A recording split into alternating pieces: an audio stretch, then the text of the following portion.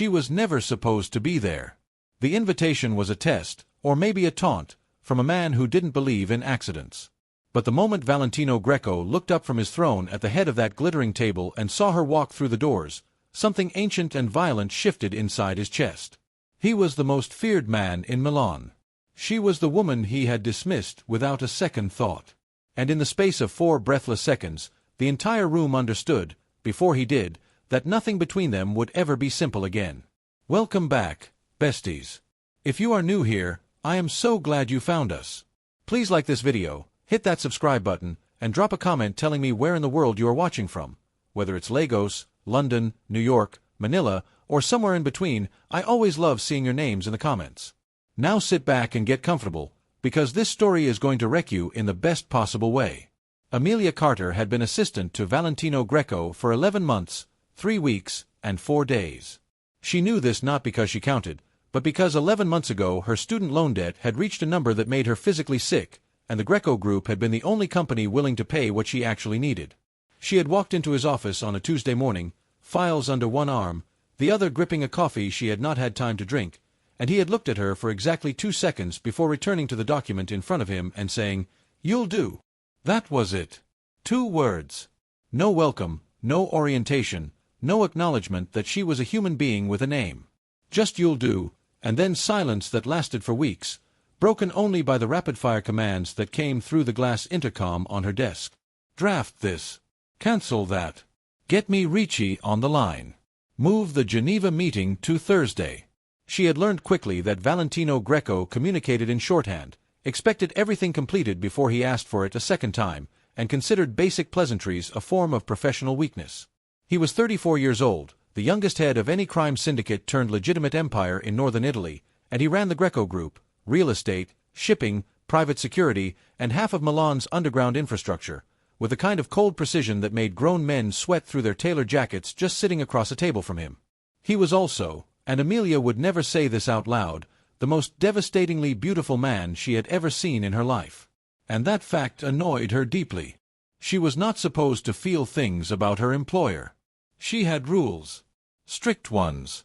Rules she had built around herself the way someone builds walls after a flood, carefully, deliberately, with the full knowledge that the last time she had not had walls, she had lost everything. So she went to work each morning. She did her job with a kind of efficiency that had earned her a €2,000 monthly bonus she had not expected. She kept her eyes level and her voice professional. And she went home to her apartment in the Navigli district and ate dinner alone and did not think about the way Valentino Greco sometimes looked up from his desk and stared at her like he was trying to solve an equation only she contained. That was the situation. Clean, compartmentalized, and entirely manageable. Until the night of the Greco Winter Gala. It happened on a Thursday. Valentino had been in back-to-back meetings since 7 in the morning, which meant Amelia had been on her feet since 6:30, coordinating with caterers, venue managers, security teams, and 3 separate personal assistants to other executives who all seemed to believe that their boss's preferences ranked above anyone else's. By 4 in the afternoon, she had handled 17 crises, consumed approximately 4 cups of coffee, and eaten nothing but a cereal bar she found at the bottom of her bag. She was standing at her desk sorting the final seating charts when Marco Barone, Valentino's head of security, appeared at the edge of her office. "He wants you at the gala tonight," Marco said. Amelia looked up. "I beg your pardon. The gala. Tonight. He wants you there." Marco shifted slightly in the way men who dealt with dangerous things shifted when forced to deliver uncomfortable messages. He said, and I am quoting directly, "Tell her to come. She planned it. She should see how it runs." Amelia stared at him. That is the most backhanded reason anyone has ever given for inviting a person to an event. Marco almost smiled. "I know. Fine," she said. "Tell him I'll attend. As staff." Marco hesitated. He said not as staff. He said as a guest. The silence that followed that sentence lasted about 5 seconds longer than it should have. "He's joking," Amelia said. Marco said nothing, which, she had learned, was Marco's way of saying he very much was not. She had one dress. One. It had been purchased 2 years ago for a cousin's wedding, and it was the kind of dress that made a person look in a mirror and think, this is doing a lot of work for one garment. Deep burgundy, cut to her figure, stopping just above the knee, with a neckline that was professional enough to be appropriate but honest enough to remind the world she was a woman. She paired it with heels she rarely wore because she was already 5'8" in flats, and the world, she had found, was not always ready for a tall woman who knew exactly how much space she occupied. She did her own hair, curled and pinned, fixed her makeup with a precision that matched the way she organized a boardroom, and told herself this was just work. Just attendance. Just part of the job. She arrived at the Galleria Giacomo 15 minutes before the first guests. The venue was extraordinary, all marble and candlelight, crystal suspended from arched ceilings, the kind of place that made a person feel like they had stepped into something that existed slightly outside of ordinary time. The Greco group had rented the entire building. 400 guests. Milan's finest, oldest money, and most carefully curated. Amelia had handled every detail of this night for 6 weeks. She knew the menu, the playlist, the seating conflicts, the 3 guests who could not be placed within 10 meters of each other for reasons no one had written down but everyone understood. She knew this evening like she knew her own heartbeat. What she did not know was that 50 feet away, Valentino Greco had just arrived, and the moment she walked through the main doors, he had gone completely still. He had not meant to watch the door. He was in the middle of a conversation with Ricci and 2 men from the Venice Partnership, a conversation that required his full attention, because the Venice Partnership was complicated in ways that polite company never discussed. He had been nodding, responding, recalibrating every sentence for its subtext and implication the way he always did, when something in his peripheral vision pulled at him. It was not dramatic. It was not a scene. A woman walked through the gilded doors at the far end of the room, paused just briefly, and looked out at the crowd with the quiet, assessing gaze of someone who had built the thing and was checking that it held. And Valentino looked at her, really looked at her, in a way he had never once permitted himself in 11 months of her working 3 meters from his office, and his entire internal architecture shifted without permission. The candlelight found her like it had been waiting. The burgundy dress moved with her body the way fabric only moves when the body beneath it is doing something right. She was not performing, not posturing, not scanning the room for someone to impress. She was simply there, and she was extraordinary, and Valentino realized, with a jolt of something he did not have a clean name for, that he had been deliberately not looking at her for nearly a year. He had been working very, very hard at not seeing her. And she had just walked through the doors and made that project impossible. Greco. Ricci touched his arm. Valentino turned back to the conversation. Yes, he said. Continue. But his eyes moved once more across the room, found her again without effort, and stayed 1 second longer than logic could justify. The room noticed before she did. There was a shift, subtle but real, when Valentino Greco's gaze settled on a woman and did not move. The men near him caught it first, because they had all spent enough time in his presence to know that he was a man of extraordinary control, and extraordinary control breaking, even slightly, was something worth cataloguing.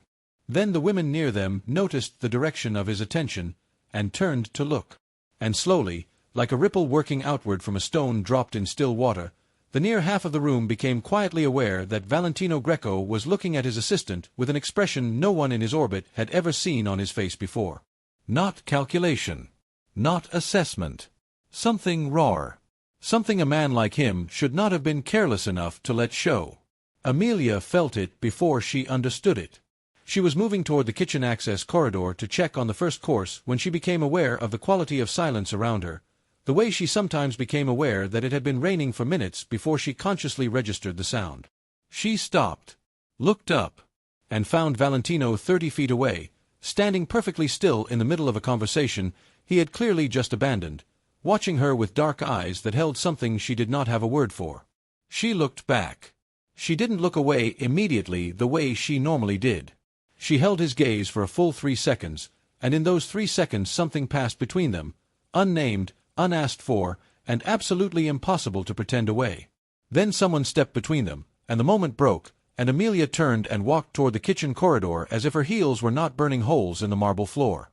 She spent the next 40 minutes doing her job very thoroughly and not thinking about him at all. She was successful at approximately 30% of this. Later that night, the evening had reached that comfortable peak where guests had eaten well and were loosened by good wine and conversation, and the music had shifted from formal to something warmer. Amelia was standing near the far windows with a glass of water she had been holding for 20 minutes without drinking, watching the room she had built function exactly as she had designed it to, when she heard a voice just behind her right shoulder. Low. Unhurried. Built for rooms that required absolute quiet. You look like someone who planned all of this and is now trying to determine what to do with her hands. She turned. Valentino was standing less than a foot away. He was in a black suit so dark it seemed to absorb light, no tie, the top button of his shirt undone in the way that was either accidental or the most deliberate casualness she had ever seen. Up close, with the candlelight doing things it should not be allowed to do to a man's face, he was completely unreasonable. She held her ground because she was not the kind of woman who didn't. "I know what to do with my hands," she said. "I'm choosing not to do it." Something moved at the corner of his mouth. Not quite a smile. The precursor to one. "It looks good," he said. "Tonight. All of it." "I know," she said. "I made sure it would." He looked at her for a moment in that quiet, penetrating way that made her feel she was being read more thoroughly than she consented to. "I didn't actually intend it as an insult," he said. "The invitation. The joke, you mean?" "It wasn't a joke.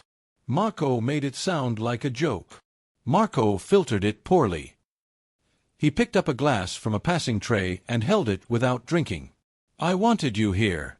That's the whole of it." Amelia looked at him carefully. She was very good at identifying manipulation, having been subject to it at a formative age by someone who had smiled exactly like this. But Valentino Greco was not smiling. He was simply stating a fact, and the fact had no performance attached to it, which was, she found, significantly more dangerous than any smile. "I have an early morning," she said. "I should stay," he said. Not commanding. Not requesting. Just a word, standing in the space between them like something that had been waiting to be placed there. She stayed. She couldn't later explain why. She told herself it was because the evening wasn't technically over. She told herself a lot of things. The following morning she arrived at the office before 8, which was normal.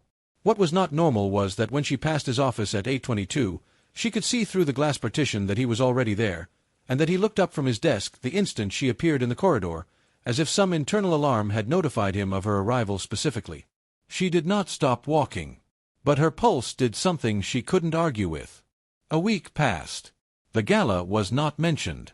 Valentino was, if anything, slightly more present in the week that followed, meaning he was less inclined to communicate exclusively through the intercom and more inclined to appear at her desk in person, usually with a question she knew he already had the answer to. She noticed this. She was too precise a person not to notice. She also noticed that when Giacomo Ferretti, one of the junior partners who had been transferred from the Rome office and who was undeniably handsome and aggressively interested in this fact, stopped by her desk on Wednesday to invite her to lunch, Valentino's office door, which had been closed all morning, opened within 60 seconds.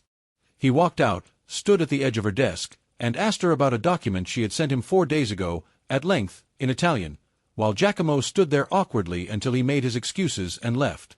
When Giacomo was gone, Valentino stopped mid-sentence, gave a short nod, and returned to his office. The door closed. Amelia sat for a moment with her hands in her lap, staring at nothing. "Absolutely not," she said to herself quietly. "That is not what that was." She returned to her emails. That evening, a package arrived at her desk 15 minutes before closing. No sender name. A cream envelope with her name written in handwriting she recognized despite having seen it only on signed documents. Inside, a note. "The restaurant at the end of your street, the one with the blue awning, takes reservations under my name.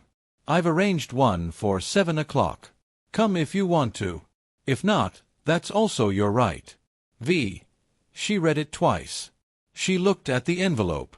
She looked at the note again. Then she gathered her things, locked her computer, and went home. She changed out of her work clothes. She put on a different dress, not the burgundy one, a simpler one, dark green, quieter, and she told herself she was going because she was hungry. She arrived at 7:02. He was already there. That dinner was the first time she had sat across a table from him without a work agenda between them, and she discovered something unexpected. He was funny. Drilly, quietly, in the manner of someone who rarely deployed humor, and so when they did it landed with disproportionate weight. He told her about a disaster during the Venice negotiations that had involved a misunderstanding over fish, 3 translators, and a man who had a documented allergy to irony. She laughed before she meant to. He watched her laugh like it was something he was going to remember, which was the most unsettling thing about the whole evening, and she thought about it for 3 days afterward. He walked her home. She did not invite him in. He did not ask to be invited. He said good night at the door of her building with the same directness he brought to everything, no performance of it, just a quiet sincerity that did more damage to her carefully built walls than any charm would have. She went upstairs and stood in her kitchen for several minutes doing nothing. Then she went to bed and spent a long time looking at the ceiling.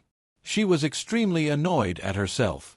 A few days later the news arrived that the Ferreira Group, a rival firm with deep roots in the same criminal infrastructure that the Greco Group had spent 10 years legitimizing itself away from, had made a public play for 3 of Greco's most important shipping contracts. The offer was aggressive, specifically targeted, and had been engineered with a level of inside knowledge that could only mean someone who had been in or near those negotiations had provided. Information they should not have. The office went tense in the way offices go tense when the ground beneath them stops being solid. Valentino did not shout. He never shouted.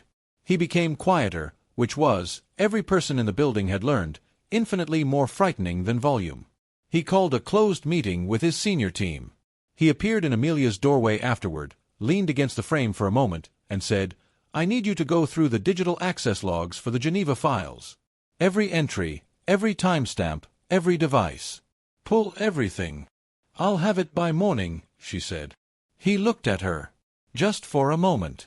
Something in his face that was not quite the careful blankness he maintained everywhere else. "Thank you," he said. Simple. Real. She had heard him use those 2 words collectively perhaps 3 times in 11 months. She nodded, turned back to her screen, and was aware of him standing there for a beat longer than necessary before he left. She worked until midnight. She found the anomaly at 11:47, an access pattern from a device registered to a user who should not have had clearance for those documents, run through a server she recognized as Ferreira's secondary IT infrastructure. She printed everything, sent it to his secure address, and then sat back in her chair in the quiet of the empty office and felt the particular satisfaction of being good at a thing no one gives you enough credit for. Her phone lit up 12 minutes later. It was him. She answered. "You found it," he said.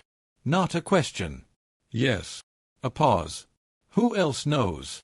"No one. I didn't want to copy anyone until you'd seen it." Another pause. Longer. "Good. Then, go home, Amelia. Get some sleep." It was the first time he had used her first name. She registered this the way you register a small shift in temperature, quietly, physically, without being able to easily explain why it mattered. "Good night, Mr. Greco," she said. "Valentino," he said, and hung up. She sat with her phone in her hand for a full 30 seconds. Then she got her coat and went home. The next week was complicated. The leaked information triggered a full internal audit, 2 external investigations, and a level of media scrutiny that had the Greco Group's PR team working 18-hour days. Valentino was barely visible, locked in meetings, on calls, leaving the building at hours that suggested he was not sleeping adequately. Amelia managed the flow of communication between his office and the external investigators, filtered his schedule with ruthless efficiency, and absorbed the organizational chaos with the calm competence that had made her indispensable to a man who did not acknowledge indispensability. On Thursday she arrived at 8 to find a cup of coffee on her desk from the good place around the corner, not the office kitchen, not a vending machine, with a note that said only, "You worked late again. This is not optional." She read it. She drank the coffee. She added nothing to his calendar to acknowledge it. On Friday, Giacomo Ferretti tried again. He appeared at her desk at lunch, leaner on charm this time, carrying 2 sandwiches with the air of someone who had been workshopping this approach. He sat in the chair across from her without being invited. "Come on, Amelia. One lunch. You can't spend every break at your desk." She was about to respond when she became aware that the particular quality of silence behind her had changed. She turned. Valentino was standing in his doorway with his jacket off, sleeves rolled to the elbow, a look on his face that was pleasant in the technical sense and absolutely terrifying in every other. "Ferretti," he said, pleasantly, "don't you have the Singapore call at 1? Giacomo looked at his watch. That's at 2. I moved it, Valentino said. Check your calendar. The pause that followed was the kind of pause in which a very specific social negotiation occurs without any of the relevant words being said. Giacomo checked his phone. Found, presumably, that the calendar had been updated within the last 11 minutes. He stood, gave Amelia a smile that carried some private understanding of what was happening here, took both sandwiches, and left. Amelia turned back to her screen. You moved his meeting, she said. I rescheduled it, Valentino said. There's a difference. What's the difference? He was quiet for a moment. The first is arbitrary. The second had a reason. She kept her eyes on her screen. And what was the reason? Another pause. Shorter this time. I needed him available at 1, he said. Then his office door closed and she was left with a response that satisfied no one, least of all herself. That evening she called her best friend Dana in Chicago, who knew her well enough to listen to the whole of it without interrupting and then say, Amelia, the man moved someone's meeting to get him away from your desk. That's so dangerously unhinged, and I am 100% here for it. It's not. It's exactly what it is. He's my employer. He's obsessed with you. He's Italian and controlling, and those two things are not the same as obsessed. He looked up every time you entered a room. His whole face changes when you talk. And now he's rearranging people's calendars. How do you know he looks up every time Because you told me months ago, in the tone of voice you use when you are absolutely determined not to care about something. Amelia was quiet. I have rules, she said. I know, baby, Dana said. But rules are for regular men. And that man is not regular. She hung up and felt no more settled than before. Perhaps less. The danger arrived 11 days later, and it arrived very suddenly, as danger does when it has been building underground long enough to make the surface look stable. Amelia was in the building alone. It was a Saturday morning. She had come in to finish a filing project she had been too busy to complete during the week, a small private satisfaction thing she did sometimes, spending quiet weekend hours in the office organizing what the working week had left undone. She had the building mostly to herself except for the security desk downstairs. She was halfway through the 4th folder when the elevator opened onto her floor and 2 men she did not recognize walked out. They were not the usual sort of people who arrived at the Greco group on a Saturday. They had the particular unhurried quality of men who had decided in advance how this would go. The taller one looked directly at her. Amelia Carter, he said. Not a question. She reached for her phone. I wouldn't, he said. We just want to talk. Then call my office during business hours, she said, which was, she recognized, an absurd thing to say, but she had learned that responding calmly to escalating situations bought time, and sometimes time was enough. We're here about the Geneva leak, the man said. You found something. Our employer would like to know what. They were Ferreira people. She understood this immediately and completely. I don't know what you're talking about, she said.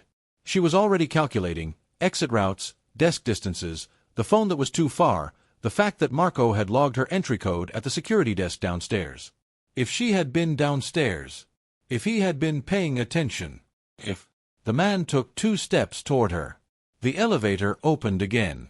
Valentino Greco walked out looking like a man who had expected to find an empty office and had instead found something that immediately reorganized every priority in his body. His eyes went from Amelia to the 2 men and back. He did not raise his voice. He did not reach for anything. He simply stopped moving, and the quality of his stillness was so absolute that both men went completely motionless in response, the way animals go still when they suddenly understand the hierarchy of the room has changed. Step away from her, Valentino said. It was not loud. It did not need to be. One of the men made a calculation and apparently decided it did not favor him. They left. They chose wisely. When the elevator closed behind them, Amelia let out a breath she had been holding for approximately 45 seconds. Her hands, she noticed, were not entirely steady. Valentino crossed the room to her. He stopped a foot away. He looked at her face, carefully, the way someone checks a thing for damage. Are you hurt? No. Did they touch you? No. He exhaled very slowly through his nose. She watched the effort of containment he was performing, visible only in the tightening of his jaw, the deliberate stillness of his hands. "What are you doing here on a Saturday?" he asked, after a moment.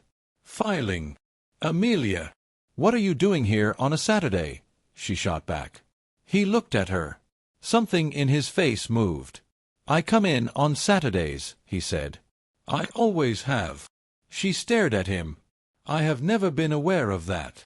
You're usually not here." A silence settled between them. "You came in to check on the filing," he said, and there was something in his voice that was not quite flat anymore. "You did that because it was undone and you couldn't leave it undone." She said nothing. He reached out and briefly, very briefly, covered her hand with his where it rested on the desk. His palm was warm. The contact lasted perhaps 3 seconds, and then he pulled away as if he had surprised himself with it. "I'm calling Marco," he said. "Don't leave the building until I have 2 people in the lobby." "That's excessive." "It's not negotiable," he said, and pulled out his phone. She let him. She sat down because her legs had made a private decision about the next few minutes, and she respected that. The following Monday, the internal investigation identified the Ferreira mole. It was, as these things often are, someone unexpected, a mid-level analyst who had believed his career trajectory had been unjustly slowed and had made a catastrophically wrong decision about how to correct this. Valentino had him escorted from the building with the quiet efficiency that characterized everything he did when he was genuinely angry rather than performatively so. The Ferreira Group's bid collapsed within a week when their other manipulations came to light through the information Amelia had provided. Valentino said nothing to her about this publicly. But on Tuesday morning there was a new laptop on her desk, 3 generations better than the one she had, along with a note that said only, "For next time you stay until midnight." No apology. No explanation. Just the practical acknowledgement that she had done something that mattered and her tools should match the work. She ran her fingers across the keyboard and felt something warm and entirely inconvenient open in her chest. 3 days later, Giacomo Ferretti was reassigned to the Turin office. She did not bring this up. He did not explain it. A few weeks passed. Something had shifted between them that couldn't be shifted back, and both of them seemed to be processing this by circling it at close distance without quite landing. He had begun materializing in her office at the end of the day, not for work, but with a coffee and a comment about whatever she was reading or the news or an observation about something she had said 2 days ago that he had apparently kept in rotation since. She had begun answering these arrivals without looking up from her screen, which was, she was aware, its own kind of welcome. She had begun looking forward to them. She had begun, in the silence of her apartment over dinner, replaying fragments of things he said in a way she had not permitted herself since she was old enough to know better. She did not like this. It felt like falling. It felt like the particular forward lean of a person at the edge of something, that moment before the decision that can't be undone. She was afraid of it. Not of him. She had determined, carefully and with all the analytical precision she possessed, that Valentino Greco was not the kind of man her fear had initially mapped him as. He was controlling and intense and occasionally terrifying in the way a person is terrifying when they operate with absolute certainty. But he was also the man who moved meetings, who sent coffee, who had crossed a room on a Saturday with a look on his face that she had not been able to stop seeing when she closed her eyes. He was not a threat. That was exactly the problem. She was afraid of the parts of herself that would surface if she let this be a thing that was actually happening. The catalyst came without announcement, as catalysts always do. It was a Tuesday evening, late, the office empty.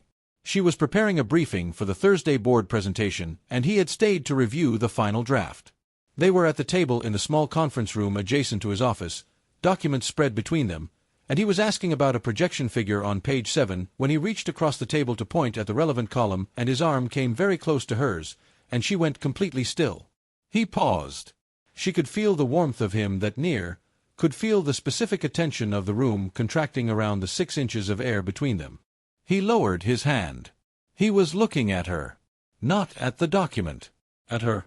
"What's happening with us," he said, "needs to be said out loud. Or it's going to drive me out of my mind." Her breath came out slowly. "Nothing is happening," she said. "Amelia." Her name in his voice. She closed her eyes for half a second. "We work together," she said. I know that. You are the most capable, most necessary person in my professional life, and that is not what I am talking about, he said. I am talking about the fact that I have not been able to stop thinking about you since the moment you walked into the gala, and I realized I had been working very, very hard at not seeing you, and I was apparently failing. She looked at him. He looked back. She said, I'm afraid of this. He didn't rush her past it. I know, he said. Tell me why. And so, without entirely meaning to, she did. She told him about the man who had looked at her with this same particular intensity and then left in the specific way that hollows a person out. She told him about the rules she had built. She told him that she was not a woman who made decisions with her emotions, and she knew that this, whatever this was pulling her dangerously in that direction, and she didn't know what to do with that. He listened. All of it. Without filling the silence with reassurance before she was done. When she finished, he said, I'm not him. I know that rationally, she said. Knowing something and trusting it aren't the same thing. No, he agreed. They're not. He was quiet for a moment. I don't know how to ask you for more time than you have, he said. I only know that I have spent 11 months choosing between wanting this and thinking I didn't have the right to it, and I would like to stop choosing. She looked at him for a long moment. The room was very quiet. The city hummed 15 floors below. She said, I would like to stop choosing too. He didn't move immediately. He was careful with her, which she would not have predicted and which undid her more than any speed would have. He reached across the table and took her hand, very gently, and held it, and looked at her, and it was the simplest thing she had ever experienced and also the most significant. They stayed there in the quiet conference room for a long time, the city's lights scattered across the dark windows, and nothing was rushed, and she did not feel afraid. What came after was quieter than she expected and more absolute. The door of the conference room closed. The city outside the windows, indifferent and glittering. The rest of it belonged to them alone, shown only in the afterward, in the particular silence that exists when two people have stopped pretending. In the way he looked at her, later, with an expression she had no previous reference for. As if she was something he had been looking for without knowing he was searching. She left before he woke. This was the fear returning, as it always did, in the quiet after vulnerability, the body's instinct to protect itself from what it cannot afford to lose. She gathered herself in the early gray of a Thursday morning, the city not yet fully awake, and she went home and sat in her kitchen and told herself very firmly that this did not have to end the way the last one had. She sat there for an hour, and then she called Dana. I did a thing, she said. I know, Dana said. Go back. It's complicated. Nothing you're feeling is complicated. Only the story you're telling yourself about it. She hung up and stayed in her kitchen for another 20 minutes. Then she got her coat and keys. She walked home through streets that were beginning to fill with the early morning sounds of a city coming back to itself, delivery trucks, a bakery exhaling warm bread into the cold air, pigeons rearranging their priorities on a ledge above a pharmacy. She passed all of it without quite seeing it. She made tea she didn't drink. She sat on her sofa with her coat still on for 7 minutes before she noticed. She took the coat off. She sat back down. She thought about the way he had looked at her in that conference room, not with the careful, calibrated attention he brought to everything else, but with something raw underneath, the kind of wanting that has been compressed for a long time and takes up all the available space when it finally surfaces. She thought about the fact that she had wanted to stay. She thought about the fact that she had left anyway, which was, she knew herself well enough to know, the same thing she always did at the precise moment that mattered most. She left before she could be left. She had been doing this since she was 23 years old, and a man who said all the right things had taught her, with great thoroughness, that staying was the dangerous decision. She was not 23 anymore. She was 31 and extremely competent, and she had built a life that functioned on her own terms, and she was sitting in her coat on her sofa at 6 in the morning because she had run from the best thing that had happened to her since the day she had organized her office in a way that made everyone around her quietly relieved. She recognized this. She did not like it. In the pregnancy months that came after November, Milan shifted around them in the way cities do when you are in the process of becoming something new. Not the city changing, exactly, but your relationship to it changing, the streets and lights and ordinary Tuesday mornings all carrying a different weight. Amelia worked until she decided not to, which was later than anyone had suggested was necessary, and Valentino had opinions about this that he expressed with great care and minimal success. She continued to work because the work was hers, and she was not inclined to be managed out of things that belonged to her, and he eventually reached the same conclusion he reached about most things involving Amelia, which was that she had thought about this more thoroughly than he had, and his position was best held with grace. What he did instead was appear at her office at lunch every day with food she had not asked for and would have forgotten to eat, and drive her home in the evenings, and make the kind of careful adjustments to the surrounding world that he was best at, quiet ones, logistical ones, the kind that made things easier without requiring her to acknowledge that they had been made. She acknowledged them anyway. She told him, one evening in early spring when the city was beginning to remember warmth, and she was sitting in the apartment that had by then become theirs in the way that two people's lives become one space, gradually, then completely, that she had never expected this. He looked at her over his coffee. "Expected what?" "This," she said. "You. The way you are." He was quiet for a moment. "What did you expect?" She thought about it. "Less," she said. "I expected less from everything."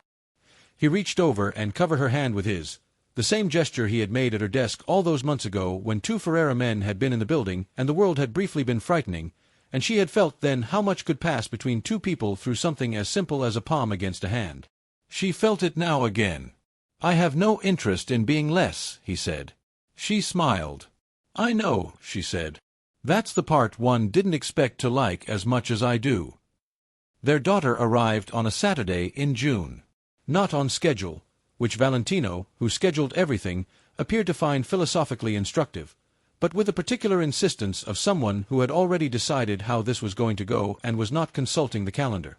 She was born in the blue hours just before sunrise, and Valentino, who had been in the room the entire time and had been, Amelia would tell Dana later in a call that lasted 2 hours, almost impressively terrified in a way that was both entirely human and deeply endearing, held his daughter for the first time with the specific stillness of a man who has encountered something he cannot negotiate with or protect against or control, and has found this, inexplicably, to be a relief. She was small and she was insistent and she looked, already, like she had opinions. "She has your eyes," Amelia said. He looked up. His own eyes were not entirely dry, which he would deny to the end of time and she would cherish privately forever. "She has your expression," he said. She looked at the nurse like she was evaluating her performance. "That's a Greco look," Amelia said. He made a sound she recognized as the one he made when he was right, but had not expected to be. He looked back at his daughter. The city outside the hospital window was beginning to turn from gray to gold. The world was starting its Saturday with the usual indifference to the fact that inside this room something extraordinary had happened that would restructure everything that came after it, the way all truly important things do, not with announcement, but with the quiet certainty of a new fact joining the world and making itself permanent. He pressed his forehead to the top of his daughter's head, gently, with the care of a man learning an entirely new category of gentleness. And Amelia watched him, this man who had looked at her across a glittering room and gone still, this man who moved meetings and sent coffee and held her like she was something he had been allowed to keep, and she thought, 11 months, 3 weeks, and 4 days ago she had walked into his office with files under her arm and a coffee she had not had time to drink, and she had decided in the first 2 seconds that he was someone she was going to deal with and not be impressed by. She had been wrong about that. She was very glad she had been wrong about that. Some mistakes are the best things that happen to you. Some moments of impossible stillness in a glittering room are the beginning of a life you would not trade for any other. End of script. She was not expecting the office to be empty when she arrived. She stood in the doorway of the room for a moment, processing this, and then she went to her desk and sat down and opened her computer and began to work with the mechanical focus of someone using function to avoid feeling. She had been there for perhaps 30 minutes when she heard the elevator. She did not look up.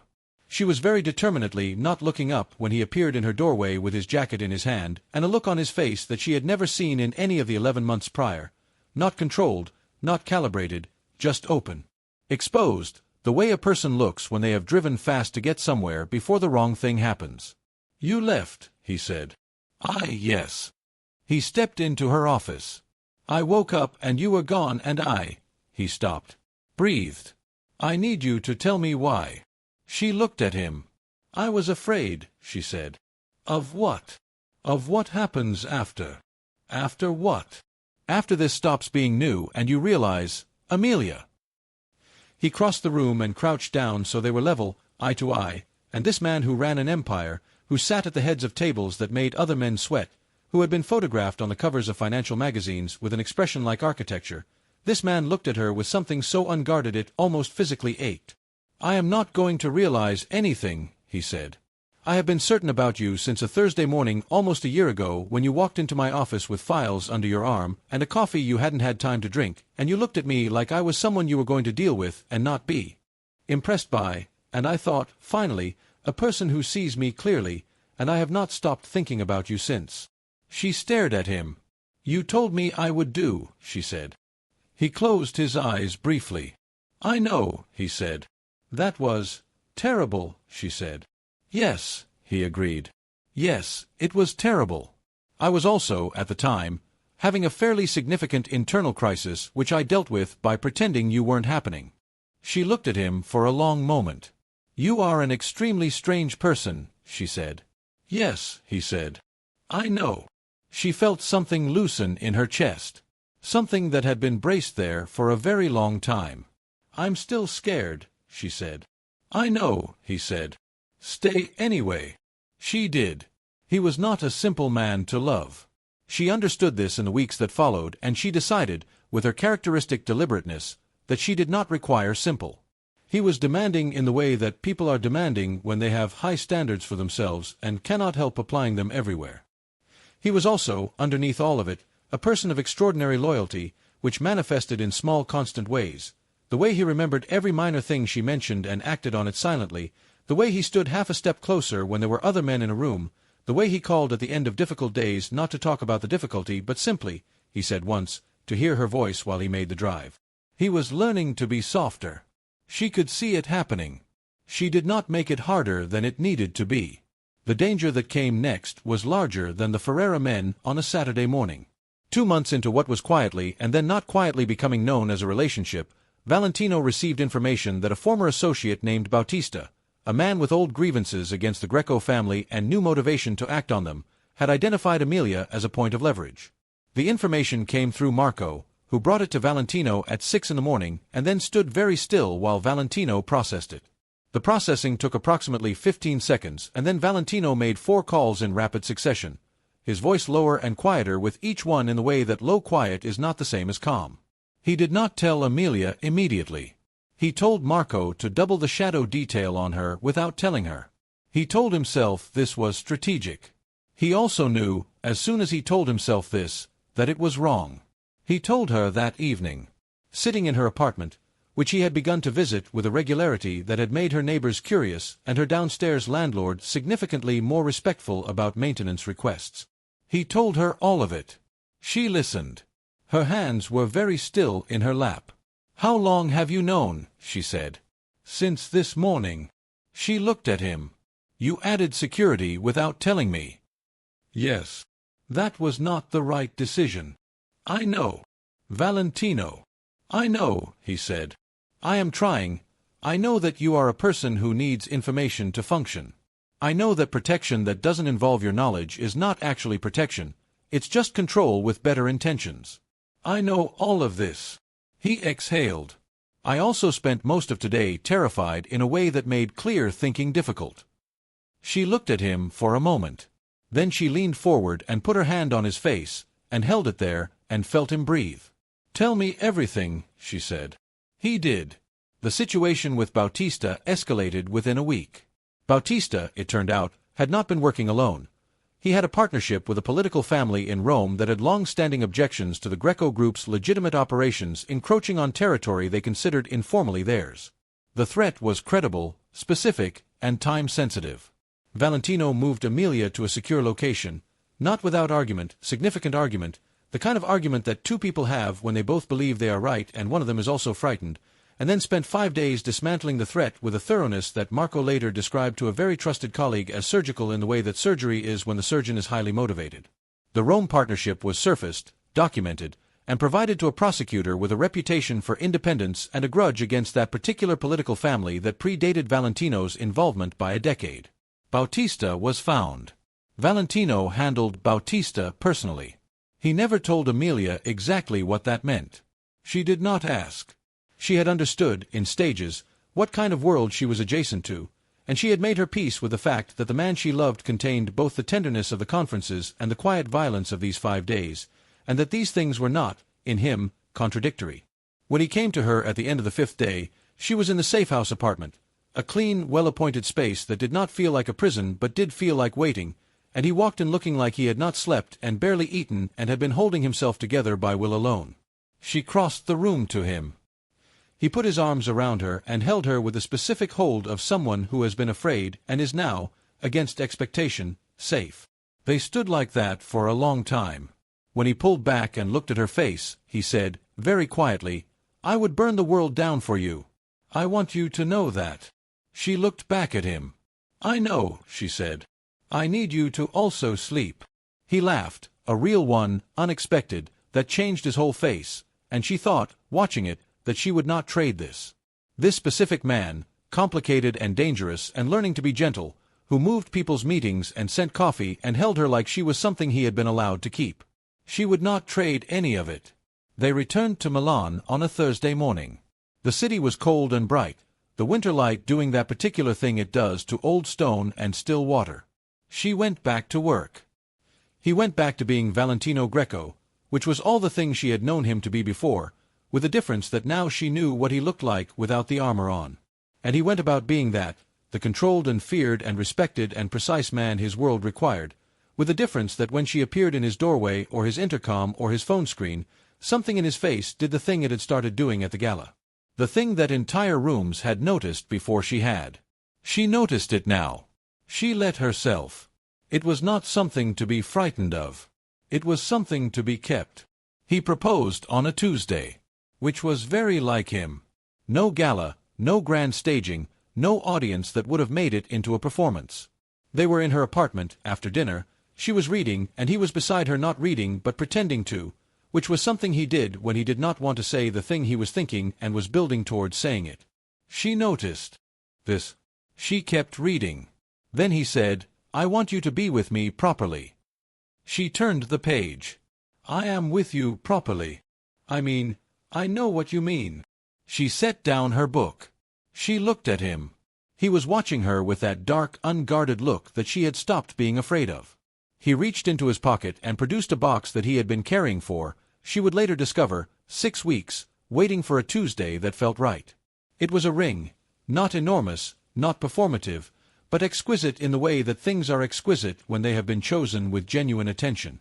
It was the exact kind of ring she would have chosen for herself if anyone had thought to ask, which no one had needed to, because he was the kind of person who paid attention to what she hadn't said. "Marry me," he said. Not a question. Not quite. More like, "This is the direction I am going. Tell me if you're coming." "Yes," she said. Simple, direct, matching his register. He put the ring on her finger. He kissed her. Outside, Milan continued in its ancient indifferent way, all stone and canal and the particular history of a city that has survived everything. Inside, in the quiet of her apartment, 2 people chose each other without performance or complication, and it was, she thought, the most exactly right thing she had ever done. The weeks between the proposal and the wedding were not simple.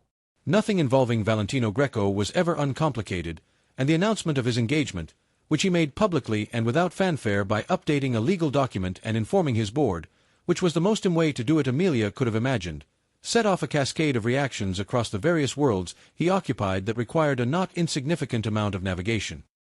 His grandmother, a woman named Katerina who was 81 years old and had survived things Amelia could only approximate from the careful silences around them, called him within 4 hours of the announcement and spoke to him for 42 minutes in a dialect Amelia's Italian was not quite fluent enough to follow completely.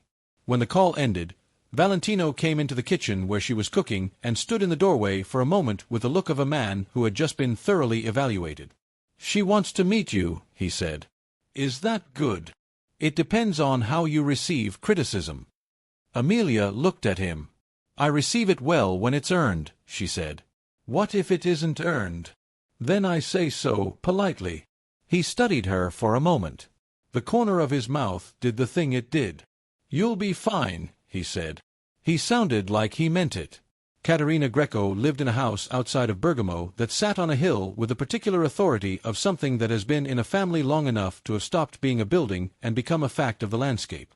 She met Amelia at the door herself, a small, precise woman with white hair and black eyes that had lost none of their sharpness to age, and looked her over with the brisk efficiency of someone who had been assessing people for 8 decades and had no patience for social choreography. Then she said, in English that was better than Valentino had implied it would be, "You are the one who found the leak in the Geneva files." "Yes," Amelia said. Caterina nodded once, as if this confirmed something. "Come in," she said. "I will make coffee, and you will tell me if my grandson is treating you correctly." "He is," Amelia said. "Mostly."